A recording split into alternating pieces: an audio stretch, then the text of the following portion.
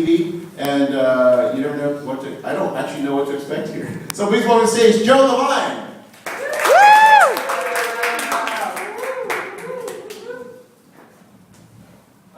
Thank you. My name is Joe LeVine. I'm a comedian here. As many of you might notice that English is my second language. My first language, of course, was baby gibberish. I learned it at a very young age, and I took to it quite naturally. And many years ago, not too long, but some years ago, I dated a Swedish girl for a number of years. It was quite interesting, but she would always wave in front of my face. She said, you know, dumb Americans only know one language, or limited language. She, of course, she spoke Swedish, English, and unappreciated bitch. She lived up in Westchester, and she was a makeup artist at a funeral home. But I did not understand this. I always thought that her work was beneath me. She owned a dog. His name was Duke, and he ran away. He got lost. So she calls me. She says, "Joe, I lose my dog 48 hours ago." And I try to console her, and I tell her, it is okay. It is very unfortunate that you don't truly understand how much you love your pet until the day that it is lost. It's a very sad day. Unfortunately, it is also the same day that you understand that your pet truly never loved you. Sometimes you must just let him be free. If it was meant to be, he will return. The wonderful thing about dating a Swedish girl is that the sex was phenomenal. It was really good, of course. But the best part of it is that I would understand when it was fake and when it was real. When she would orgasm, I know. When it was a real orgasm, was very much different. When it was a fake orgasm, she would say things like, "Yes, yes, Joe. Oh, yes, yes. Oh." But when it was a real orgasm, I could understand, because she would say, "Oi, ding boy, ding dong,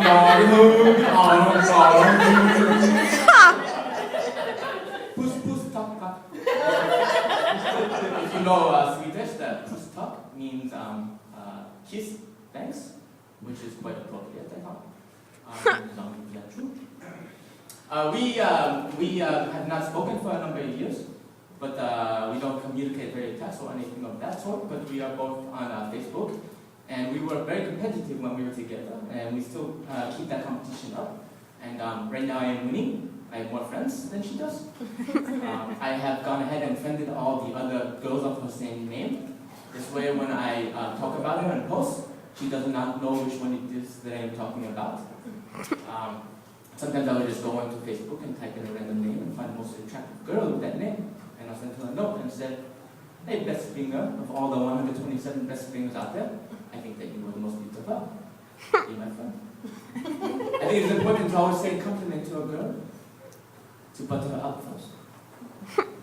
My parents are very supportive of being single in the city. They understand that there's not a lot of time in New York. They're great parents. I truly love them a lot, which is tough as a comedian, because I don't have people to hate in my life. I had no divorce. I had no bad parenting. I had no death growing up, which sucks. I had none of these, and most musicians and artists and comedians had very fucked up shit happen to them. I wish at some point in my childhood something really fucked up would happen. Sometimes I tell my parents, I said, "We just get a goddamn divorce, please. Stop being so selfish. Think about your kids sometimes." I think it is an important thing for somebody to have that struggle to pull from. Someone like James Brown, who was so successful in his life. He went through such a horrible political turmoil and racial injustice back in his day. And he was able to pull from that, and he had such feeling in his voice and in his words that you could feel that, and I was sympathetic to that point. Perhaps it was because of a white man's burden or white man's guilt, because of what my people put his people through during the 50s and 60s. But I would always support him. I would be sympathetic, and I still love his music. I wish he was still alive at this point, just so that he could be a spokesperson for some products. I think that James Brown could solve the Occupy Wall Street. He could work with Citibank and he could sing a song, The Big Payback. And perhaps that would get us to the person we need to be. I hate McDonald's. But if he was to sell the fish fillet sandwich, you get on the radio and you'll say, I got filet soul! And it's super bad! I would buy that sandwich and I would think it was disgusting, but I would still eat it to support him. Cold medicine. So sick! So sick! I got flu! I would sell Robitussin. I would buy it to get better.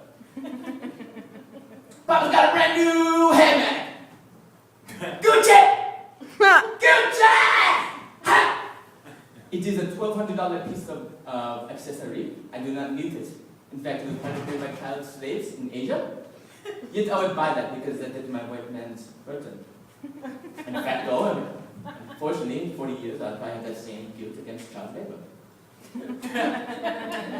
I think that it's very interesting to know the differences between men and women. And I looked in the audience earlier when I was behind there, I said there's a lot of women.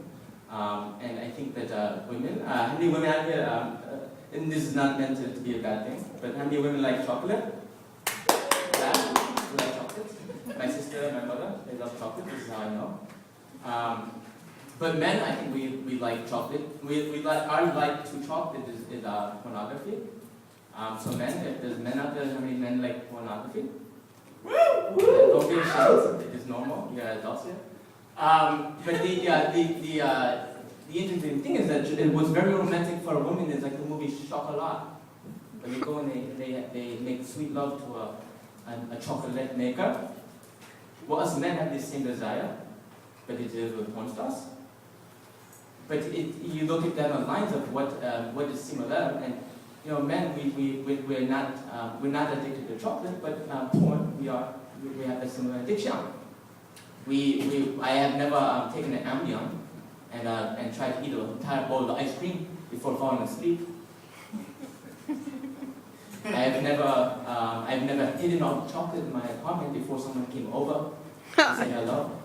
I have never eaten so much chocolate that I got sick. Without doing that. I've never cried when I ate chocolate. I have not done these things because chocolate is not my thing. Well, thank you very much. I appreciate your time. Good night. LeVine, everybody.